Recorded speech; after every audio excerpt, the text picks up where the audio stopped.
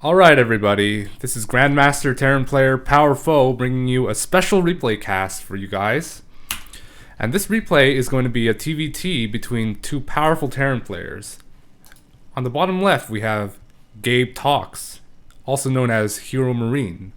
And on the top right we have the powerful Perfec Zero, who is an amateur Terran player and actually a very good player, which you will see in this game.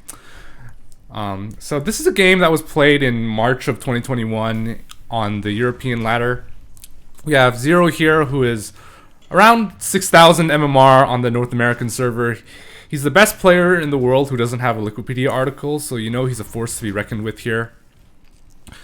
And on the bottom left we have HeroMarine, who is the top foreign Terran player, one of the top two foreign Terran players, probably the 7th best Terran player in the world right now. And this is just one of these ladder games where, you know, HeroMarine's been searching for a while, so he's going to be hitting some players that are lower than him. But, you know, Perfect Zero, he's no slouch, you know.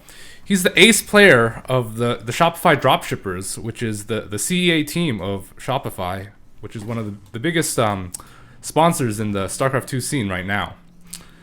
And actually, so both players are going to open up with the double gas. HeroMarine actually goes barracks into gas, I believe. So as you can see in the gas count, he's going to have around 40 less gas than Perfect Zero.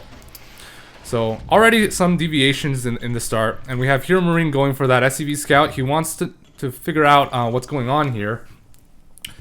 And that's what he will do here. He's going to see this factory, and that's all he needs to see. He doesn't want to stay too long because he's going to get walled in. He doesn't want to enter.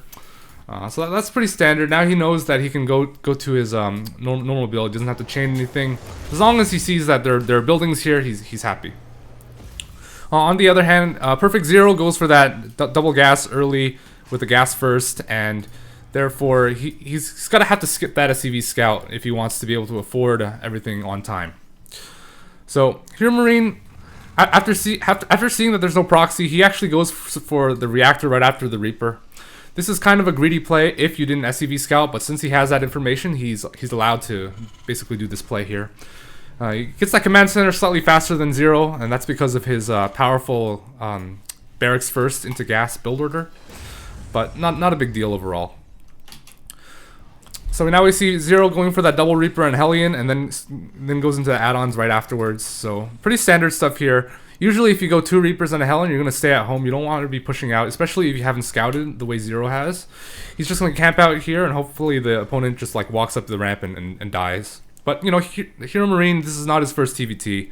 So he knows that he needs to stay home as well. He's getting actually Reactor Reaper right now, as you can see. So he's waiting for all these units to finish, and then he's going to be able to, you know, potentially pressure out on the map, which is he's going to do here. Now that this Hellion is out, he's going to start walking across the map. Now this is kind of a risky play because if Zero also has the same number of units and this ramp, you know, he could run into trouble. But you know, there's a way to deal with this. So the way that you do it is you make your Hellions come in first because they have more HP than the Reapers, as you can see, which is what HeroMarine does. And that's why he's able to take this favorable engagement here. As you can see, the Hellion is his first unit that dies, which is one of the least important units of this group. And he's able to get some good damage before the siege tank appears and shoos him away here. Now, what happens when you poke the Terran ramp and you see that he's made a tank? Well, usually you think that, oh, he's going to make a medevac. He's going to get like 4 Marines and a medevac, and he's going to try to like boost across the map really quickly. And HeroMarine knows this. So what he's trying to do right now is he's trying to get some vision outside the base, and he's expecting a medevac at around 4 minutes to just like boost across the map. So this is what he's looking for here, knowing that Perfect Zero has gone for a siege tank. But however, if we look at Perfect Zero's build order here, you know, he does have that 1-1-1 triple gas setup, but this is kind of unorthodox to go for that siege tank first. And now HeroMarine, you know, he's kind of confused. He's like, where's the medevac? And then he goes up and sees that, you know, the siege tank is still at home, which is interesting. Now he's like even more confused, so he's going to suicide another Reaper here to try to see what's going on. He does see like a lot of Marines on the Raven, so he's now pretty confident that he knows what's going on. And in the meantime, HeroMarine going standard getting those reactor marines, getting the siege tank and cyclone, and he wants to build up to that double Raven army. And the same goes with Perfect Zero. Now, Perfect Zero, as we can see, that he's gone for that early siege tank and then a cyclone following. Now, this is like kind of like the wrong order, so to speak. And that's kind of why earlier we saw that he was kind of unprepared for that early attack by HeroMarine, and that's why he's like down slightly in that economy, right? He lost 3 SCVs in that fight. So he is slightly behind, but you know, in TvT that's not really a big deal breaker here, because as long as you still have this triple gas income, you're still going to be producing siege tanks, and you're still going to be producing those Ravens. So you're still going to have enough units that, you know, the opponent can't just march across the map and kill you in the way that some other matchups work. So HeroMarine, you know, what he does after getting these double Ravens is you swap into that reactor starport, as you can see, get that third base, and what you want to do is you want to make exactly 6 Vikings, because once you get 6 Vikings, that's going to be enough to one-shot a medevac. So that's going to be the magic number, and then by the time you have those 6, you're going to be producing those Marines 5 at a time from those barracks. So then after that, you want to get those medevacs. So as you can see, Perfect Zero, you know, he's also an experienced Terran player. He knows how to play TvT. He's also pumping out those reactor Vikings because he knows that in the early stages, the most powerful units are the siege tank, the Viking, and the Raven. You want to get those out so that they can defend yourself. You can defend yourself and not die to anything random, while you build up your extra barracks in your third command center and your double eBay. That's basically how you want to do it. And now what HeroMarine is doing is, you know, both players are scouting around the map with the Cyclone. They want to see if there are any random pushes going on. You know, if your opponent's moving out on the map with his big Raven Viking force, you want to be able to intercept that. So that's what they're trying to do here. You know, trying to get that vision, making sure that they're not caught off guard. Now, HeroMarine actually scans because he doesn't really have, like, he's the big favorite in this game, so he wants to ensure that nothing fishy has happened. So after seeing this, the triple barracks setup, he's pretty confident that, you know, Zero's taking the third base. That's why he doesn't scan the third base. He already knows that if he scans the main, that's already going to be enough information, generally speaking. So now what he's doing is he's actually going to push out here. HeroMarine is, and this is kind of like a skill check. You want to make sure, you know, if their opponents. Okay, here's the fight. Big Raven spells going on here. Perfect Zero not going for the interference matrices, which is correct because the opponent is not sieged. And now there's a big trade going on here. HeroMarine doing a good job splitting up his units so that, you know, if you look at the resources lost, you know, it's pretty good for HeroMarine here. He's around 800 ahead. Even though it looks like he's lost his army, you know, this Perfect Zero is also losing an equal amount or even more. So right now, you could say that HeroMarine is in quite a good spot. You know, he's about to kill a bunch of SCVs at this third base of Perfect Zero, and this is turning out to be a pretty severe situation. As we watch the SCVs desperately try to take down this one siege tank at the end, but so now, as the dust settles, we have 16 SCVs lost for Perfect Zero, while he's killed none. And he's down 20 supply, 18 workers. And HeroMarine, he's pretty confident at this point. He knows that he's done enough damage with that attack. And what I was saying before was, you want to do those types of attacks in case the opponent is doing something really greedy. Like if he's not making any Vikings, if he's trying to go straight to medevacs, that type of attack can really devastate an unsuspecting opponent.